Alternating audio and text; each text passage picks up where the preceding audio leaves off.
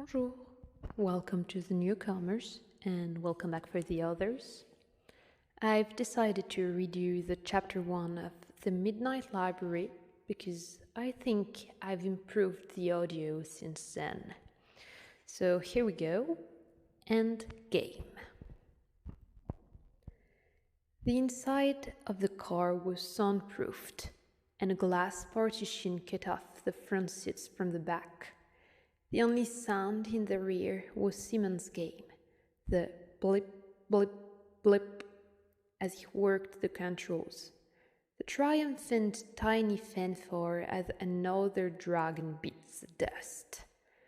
He didn't hear the crackle of wheels on gravel as the car swept up the drive to the house. His eyes were fixed on the small LCD screen on the handled PC.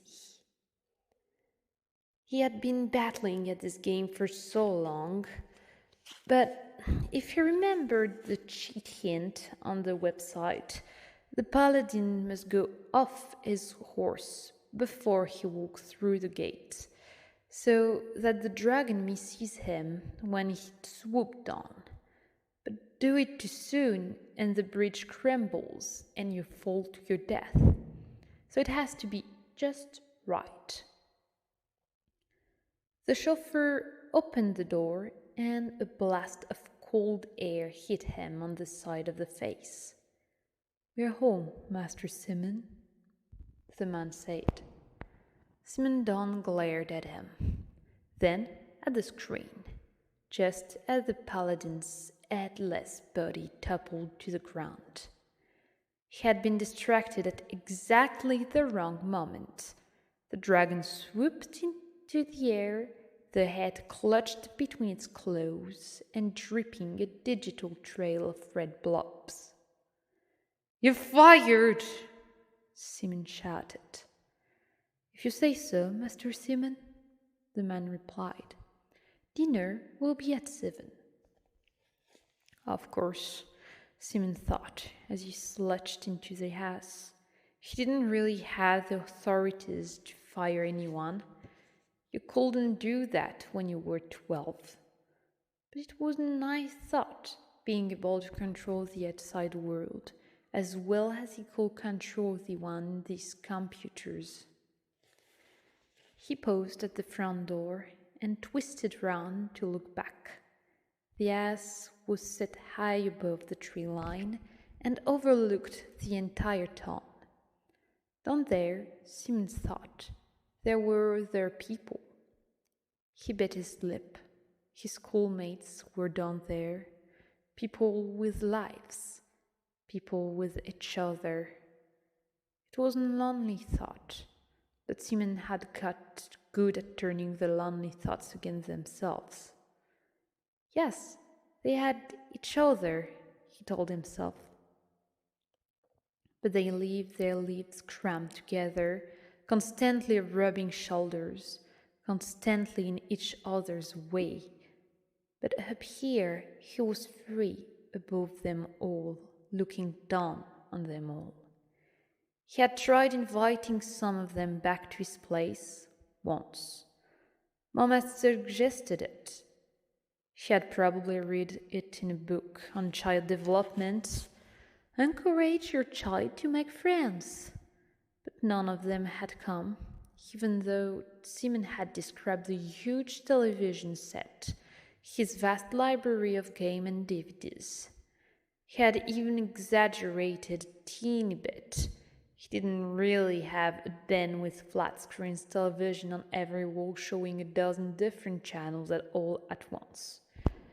But no, none of them had been interested. Well, let them stay away, he decided, as he turned back to the house. Simon wouldn't let himself envy them. He had something that was better than anything they had. Something that was, in every sense, better than reality. Hello, Simon, and welcome to Better Than Reality Games World. If you're not Simon, then click here.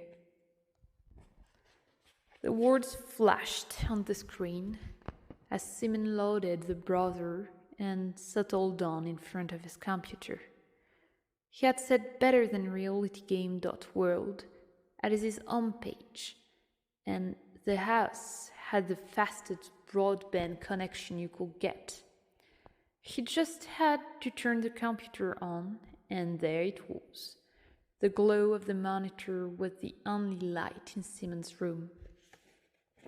The bright reds and greens and yellows washed across his face, and he smiled. The sight was more reliable than any friend, warm and inviting and always there for him. It had been a typical evening: homework, play games, eat, play more games, all supervised by the butler, Templeton, and Mr. Solomon, the housekeeper. Dad was still at the bank, and Mom was doing her charity work.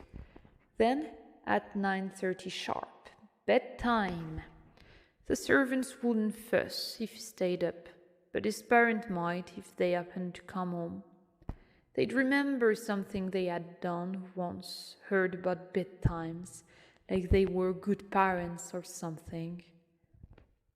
But better than realitygames.world was how Simon always ended his day.